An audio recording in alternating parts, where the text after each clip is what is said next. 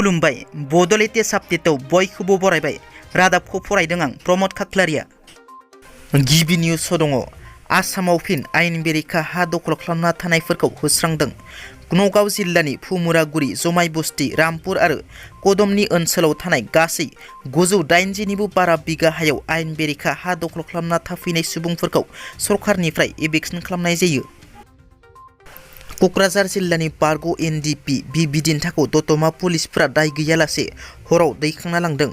बिमाया फोरमायनाय बादिब्ला बारग' NDFB बिदिन्थाखौ पुलिसफोरा जेबो दाय गैयालासे मोनायाव फैनानै न' बान्दाराव बेंनानै हमनानै लाङो।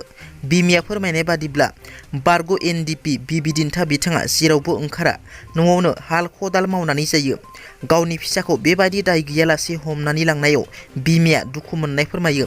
बिदिन्थाखौ पुलिसफोरा दतमायाव लांग्रोनायनि उनाव हरनि 12 रिंगायाव क'क्राझाराव लाङो होननाबो बिमाया फोरमायबावो। रङियायाव मैदेर हाथाय फाननो नाजानायनि दायाव साथाम हमजादों। हमजानाय साथाम सुबुंखौ किशोर बर', ध्रुब डेक्का आरो जीवन बेस बर' होननानै सिनायथिनाय जादों। मिथिनो मोननाय बादिब्ला बे साथाम दायनिगिरिफोरा मैदेर हाथायखौ सासे सुबुंनिफ्राय 80,000 राङाव बायनानै लाबोदोंमोन। बेनि उनाव बे साथाम सुबुंफोरा मैदेर हाथायखौ रङियायाव गासै 2 लाख राङाव फानहरनो नागिरदोंमोन, नाथाय रङिया पुलिसजों हमजायो। बिटिआरआव बिसायख'थि नङाब्लाबो बिसायख'थि बायदि बार बारदों। BPF दोलोआव गोबां जयेन जाफैदों। चिरां जिल्ला बिजनियाव UPPL हानजानि हेफाजाबगिरिफ्रा BPF राजखान्थि हानजायाव जयेन जाफैदों। सुबाइझार ब्लक लाइमोन BPFनि बानजायनायाव खुंनाय जयनिं हाबाफारियाव गोबां UPPLनि हेफाजाबगिरिफ्रा BPFआव जयेन जाफैयो।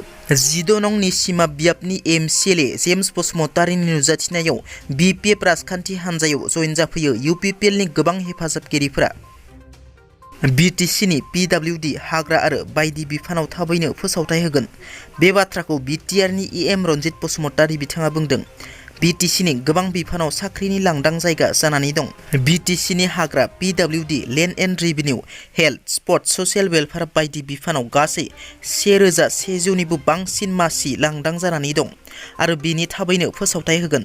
बेनि सिगां गावबुराफोरनि साख्रिनि इन्टारभिउखौ लाग्रोनाय जासिगोन। नभेम्बर दानावनो होनाय खोथामोन, नाथाय माखासे टेकनिकेल प्रब्लेमनि थाखाय होनो हायाखै आरो डिसेम्बर दानावबो होनो हायै बायदि अबस्था जानानै फैबाय आरो बेखौ गोख्रैनो आबुं खालामगोना 100% सैथो होनना बिथाङा बुंथिबावो। थांनाय बारनि लकसभा बिसायख'थियाव क'क्राझार बियाबखौ बर'फोरा खोमाना लानांनायनि सायाव BKWSCनि गाहाय मिनिस्टर बसुमतारीनि बिबुंथि। जोङो साबसिननिफ्राय हामसिन साननो हाबाय। ससियेल मिडियाफोराबो गोख्रों जाबाय। बेबादि समावसो क'क्राझार बायदि बर'नि मानगोनां लकसभा सिटखौ खोमानानै लानांनाया बर'नि थाखाय दुखुनांथाव बाथ्रा। बेखौ बे गोमानायफोरखौ मोनफिननांगौबा बर'नो मोनसे सोमावसारनायखौ नांगोन। बे सोमावसारनाया जागोन खौसेथि आरो राजखान्थि सोमावसारनाय। जों काउन्सिल मोनबाय, BTR मोनबाय, BKWSC मोनबाय। बेखौ सामलायनायावबो बुंनो थाङोब्ला जोंनि मानसिफोरखौ जोङो मोननो हायाखै। गुबुन मानसिफोरखौ लानानैसो सामलायनांदों। बेयो जोंनि थाखाय जोबोद दुखुनांथाव बाथ्रा होनना बुंथियो मिनिस्टर बसुमतारी बिथाङा। दिनैनि रादाबा एसेनोसै। नोंथांमोना जुदि आंनि रादाबखौ खोनासंनानै मोजां मोनदोंब्ला अन्नानै लाइक, शेयार आरो साबस्क्राइब खालामनो दाबाव। गोजोन्थों।